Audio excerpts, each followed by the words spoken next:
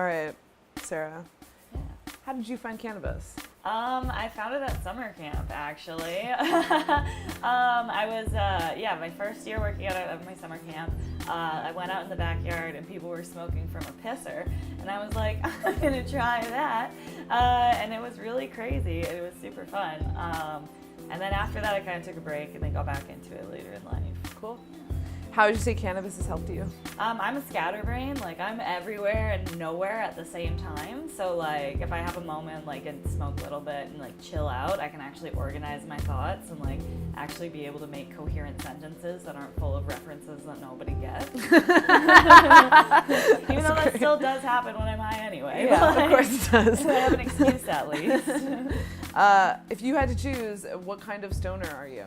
I'm the classic movie stoner, of the sense of, like, I'll do something where I'm like, oh, I'm just gonna go out and, like, go to the store and get, like, a snack, and I'll end up, like, downtown for some reason doing something with somebody I haven't seen in, like, 8 years.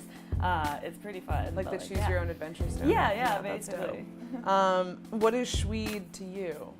It's just a super cool, awesome, like, escape from, like, kind of everything surrounding, one, cannabis in general, and then two, women in cannabis in general too.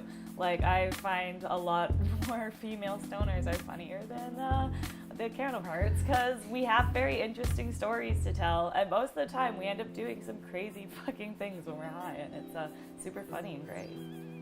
Don't answer. Thank you. It's so true. Here's a fun story.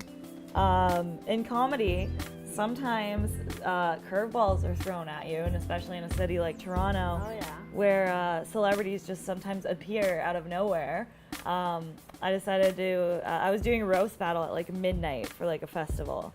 And I was like, oh, it's gonna be midnight, it's gonna be super late, like I'm not gonna really get to party after. So I was like, oh, well, my friends are making edibles tonight, so I'll just go over to their house and like have one right before I go.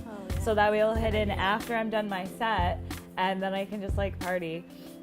So I go and like we like eat them, and it's like their first time making edibles, and I'm like, okay, like, so it might be like just nothing, right? Yeah. So we wait for a little bit, nothing's kicking in, because we ate like a little bit of a cookie before, and then nothing's really kicking in, so we ate another one, and then I had to go. So as I'm on the subway, nothing's really happening until I get off the subway, like at the bar, and that's when like they kick in, and I was like, oh fuck.